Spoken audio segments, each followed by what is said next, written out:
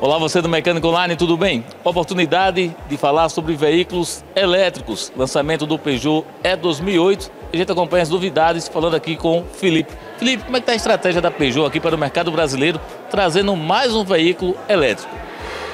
Então, a estratégia está de vento em popa, podemos dizer, né? A gente, desde do ano passado, né, 2021, a gente começou um movimento, né, de trazer produtos elétricos para o mercado brasileiro. A gente começou com o E208 GT, trouxemos a e-Expert, que foi o segundo carro que a gente lançou no ano passado, e agora chega o E2008, né? Então é o terceiro produto no nosso line-up, o que mostra que a gente tem uma estratégia bastante robusta. Realmente a gente assim, sabe que os elétricos vieram para ficar, tem muita convicção disso e deseja, como marca, ter um papel de protagonismo nesse processo, né? Junto ao mercado brasileiro. A gente entende que tem tudo nas mãos e um line-up cada vez mais completo para entregar o que tem de mais atualizado, o que se encaixa perfeitamente no que é hoje a demanda do consumidor brasileiro quando a gente fala de veículos elétricos. Como é que vocês esperam o aspecto no Brasil? A gente tem um país continental com pontos de recarga ainda em alguns lugares, tem mais como aqui em São Paulo, mas por exemplo no Nordeste. E o aspecto de manutenção de vocês? Eu observei que vocês estão crescendo cada vez mais no aspecto de pós-venda para o veículo elétrico a nível Brasil. Exato. Eu acho que é uma ótima pergunta, é importantíssimo da gente falar sobre isso.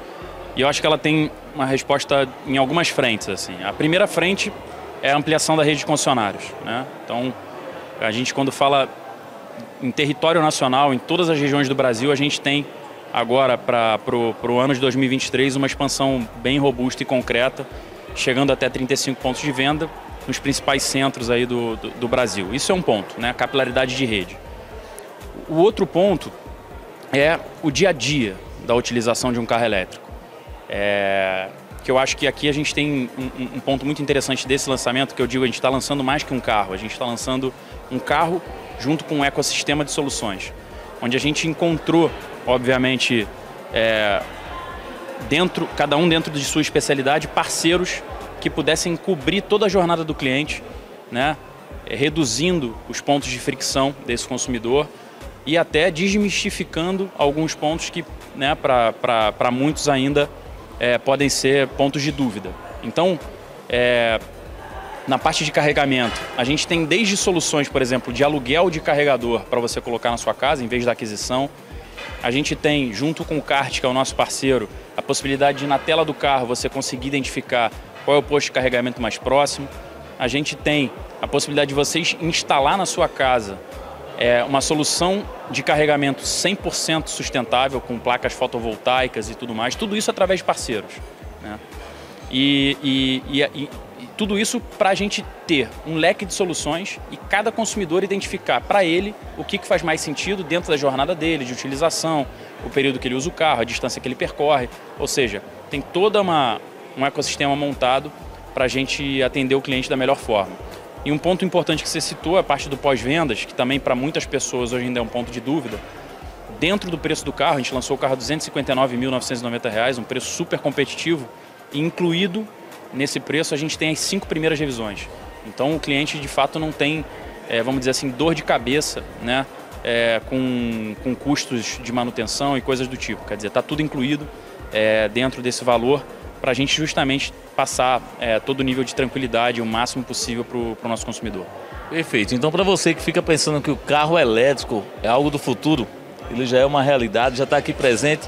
E eu acho que o grande desafio é o que o Felipe já falou. Por exemplo, o aspecto de preço. Vocês falaram bem na apresentação o interesse das pessoas em ter um carro elétrico.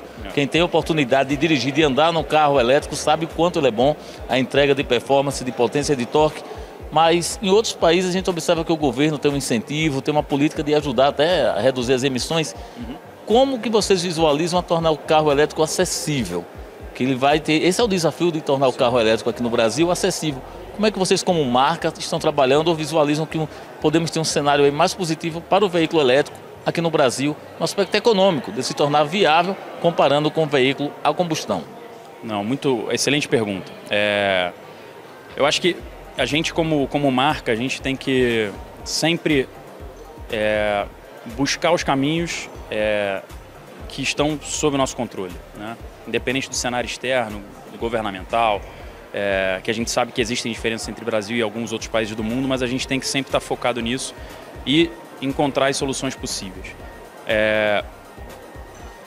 Um dos pontos que a gente acredita é quando a gente traz um carro do porte do E2008 numa faixa de preço de R$259 mil, a gente não está falando de um acesso para todos os brasileiros, obviamente, a gente sabe que o carro ainda é um item exclusivo para uma parcela pequena da população, mas ele está numa faixa de preço competitiva com carros, inclusive, que não são elétricos, né? Então esse é o primeiro passo. Como que a gente insere um carro elétrico dentro de uma dinâmica e dentro de uma faixa de mercado onde tem outros carros que não são elétricos. Isso já é um primeiro acesso. Um outro ponto importante, na minha opinião, é a questão do uso versus a posse. Então, a gente busca encontrar maneiras e modelos de negócio em que a gente possa, por exemplo, fazer com que o consumidor, caso seja de interesse dele, não opte pela compra do carro e possa alugar esse carro entre 1 dia e 3 anos.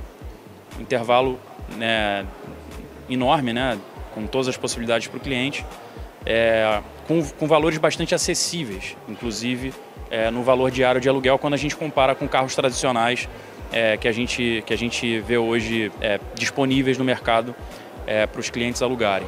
Então, claro que do ponto de vista estrutural, a gente ainda está longe de poder dizer que o carro elétrico é um carro acessível. Eu acho que isso vai vir junto com o crescimento desse mercado, com ganho de escala, com mais fornecedores locais, com mais tecnologia implantada, né, regionalizada. E aí a tendência é que toda a cadeia nos leve para um caminho de maior acesso, né? Mas eu acho que os passos possíveis para serem dados nesse primeiro momento a gente está conseguindo atacar e junto com os nossos, né, outros players de mercado, todos nós temos interesse, obviamente, em o mais rápido possível desenvolver esse mercado no Brasil e tornar o carro elétrico mais acessível dentro de um intervalo de tempo razoável. Só para encerrar, tem mais colegas aqui, bem rapidamente. A gente vê esse processo de recirculação das peças, de reaproveitamento. Quando é que isso chega no bolso do consumidor? De forma rápida, porque a gente observa todo o processo produtivo, veículo elétrico, vocês conseguem tirar muito disso aqui lá na frente e reaproveitar. Isso não poderia chegar também no bolso do consumidor? A ideia é essa, obviamente, né? Na verdade, não faria sentido ter todo um ecossistema de sustentabilidade também nas peças se o cliente não se beneficiasse disso, né? Mas a gente tem novidade. Muito em breve você vai ver que tem muita coisa legal e a gente vai começar a ver a tangibilização na prática desse modelo de negócio, né, sustentável e que faz todo sentido, né, na parte de pós-vendas para trazer vantagens muito atrativas para os nossos clientes.